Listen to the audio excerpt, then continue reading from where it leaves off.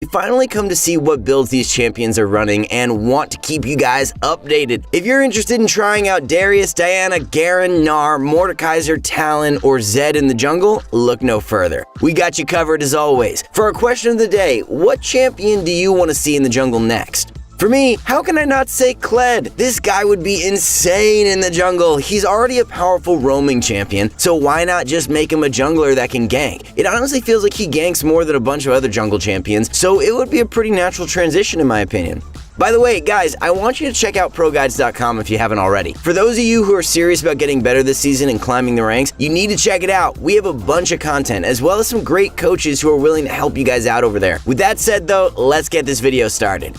First things first, let's talk about Darius. He's one of the most anticipated junglers this patch, but oddly enough, the changes have helped him out top more than in the jungle actually. Darius is definitely in a spot where he's able to jungle as opposed to before, but it's just kind of funny that this patch helps him out in a place that it wasn't intended to. Nevertheless, let's talk about his items and runes. While you're free to experiment with Predator, Hail of Blades, or whatever you feel like works for you, Conqueror is definitely the safest option. What you have to run though is Nimbus Cloak alongside either Water Walking or Celerity. Darius's ganks aren't the best because he's a juggernaut. He runs at you and that's it. He doesn't have a ton of mobility, no ward hopping, no flag and drag, nothing. Sure, he has his pull, but getting in range to use it is a challenge to begin with. Running Nimbus Cloak and building a Stalker's Blade will ensure that you have some way to reach your opponents. I think one of the most popular uses of this is with Rek'Sai, who will tunnel toward an opponent, smite them, and finally get in range to unburrow on top of them. With Darius, you'll smite them for some bonus movement speed, which should hopefully be enough to get you in pull range of your target. You'll also want to run Legend Tenacity. Those buffs to his jungling make attack speed practically unnecessary. Darius already heals off of jungle camps now, and the passive healing from Hunter's Talisman should keep him healthy.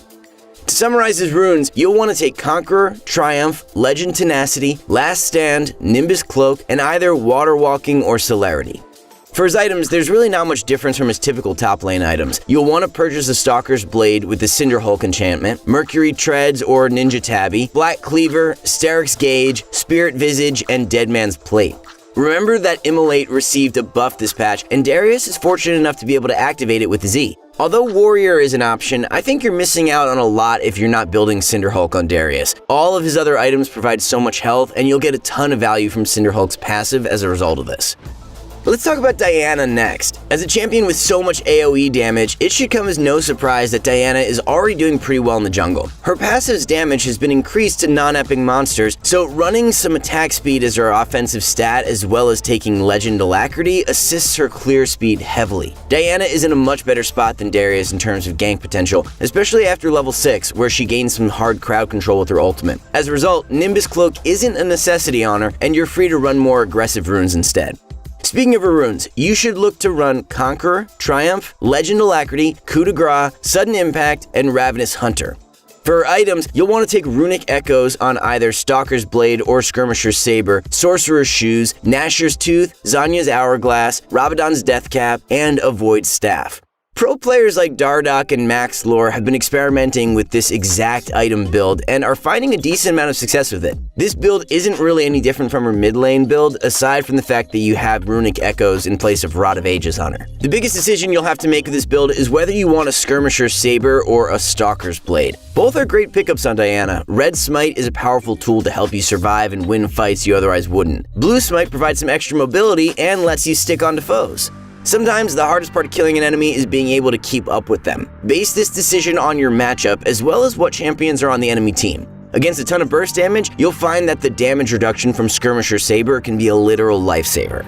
Next up on the list is Garen. Just like Darius, he straight up sucks at reaching his opponents. Once again, you're going to have to rely on the combination of Stalker's Blade, Nimbus Cloak, and Celerity to reach your targets while playing Garen. The good news is, once you do manage to hit an enemy with Q, they're going to be silenced, and you get a decent chunk of time to hit them for free. While some players are experimenting with Predator and Relentless Hunter, the win rate on this build is extremely low. You're sacrificing too much skirmishing power to make this champion work. At the end of the day, we're not going to stop you from innovating exciting and trying new things, but hear us out at least. If you want to play Predator Garen jungle, you could alternatively play a champion who doesn't struggle with reaching their targets and run Conqueror on them instead. Garen with Conqueror is another story, however. He deals a ton of damage and can act as a more reliable frontliner with Conqueror, so it's oftentimes better to make up for this lack of mobility with items and secondary runes.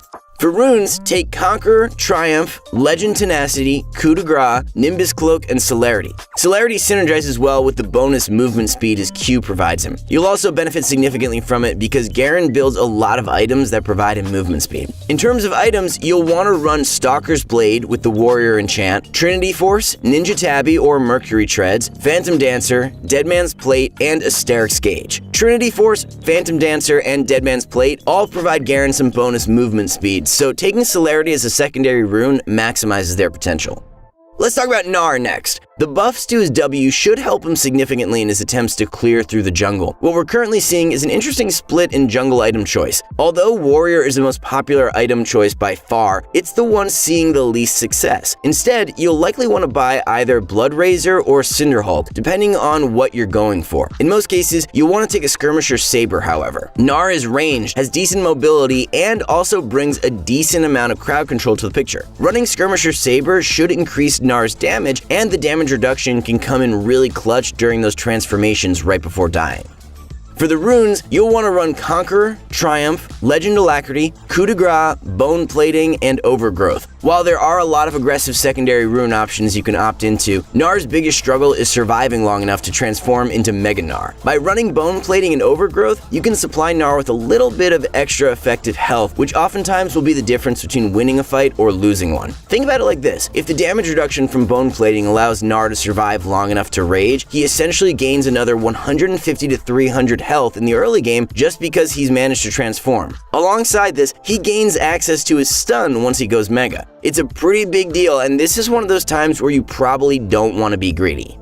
For his items, take a Skirmisher Saber with either the Blood Razor or Cinderhulk Enchantment, Ninja Tabby, Black Cleaver, Frozen Mallet, Ronduin's Omen, and a Guardian Angel.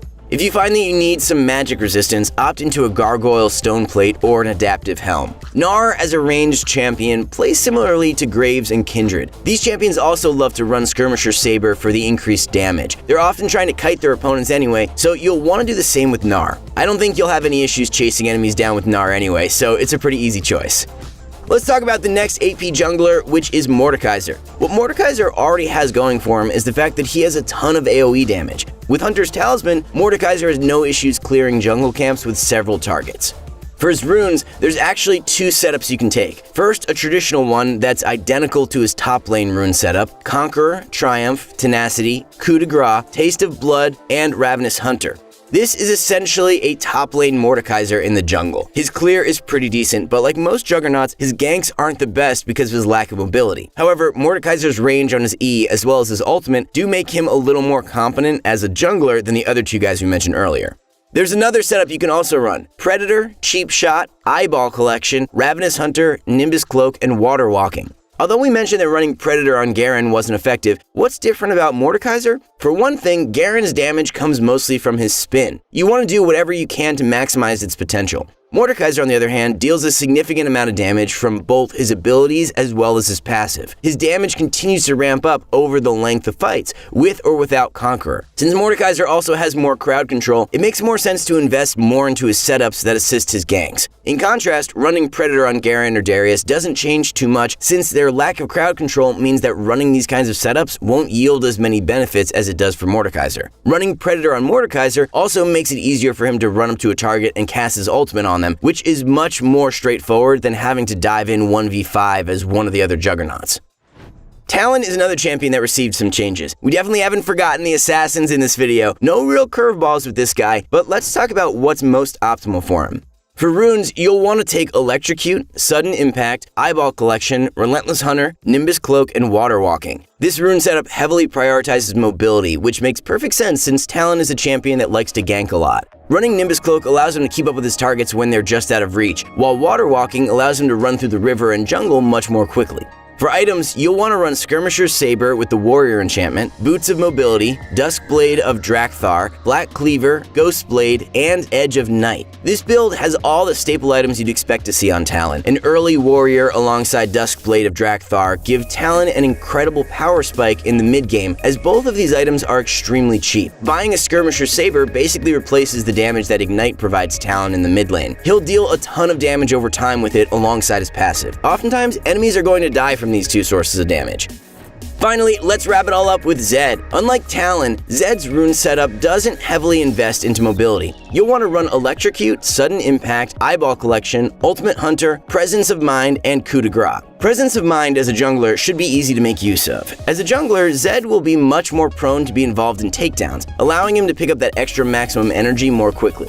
It's a pretty convenient rune to have, and Zed doesn't rely as much on runes like Water Walking. Zed has more practical mobility with his shadows and ultimate. Overall, Zed has more ways to navigate around fights and an easier time reaching his targets during ganks. As opposed to Talon, who needs to beeline towards his opponents, Zed has a lot more effective range, especially with his ultimate. For items, you'll want to build the Warrior enchant with either a Skirmisher's Saber or Stalker's Blade, Ninja Tabby, Duskblade of Drakthar, Yomu's Ghostblade, Edge of Night, and Black Cleaver. You can choose between the extra damage from a Skirmisher's Saber or instead slow our opponents with a Stalker's Blade to make it easier to land your Qs. Ultimately, it's up to your preference with Zed. The reason we don't really see any variants for AD assassins is that their items are extremely cheap anyway. As an assassin, you want to get power spikes as quickly as you can to really abuse your power advantages. Weaker opponents mean that there's less ways to hard counter you, so you want to make plays as early as you can. That's gonna wrap up this video. Thanks so much for watching, guys. Make sure to let us know if you have any feedback or suggestions for us. Also, make sure that you subscribe so that you can receive updates when we release content just like this. Finally, make sure to check out ProGuides.com. I can't stress this enough if you guys are seriously trying to improve this season. Until next time, best of luck on the Rift, Summoners.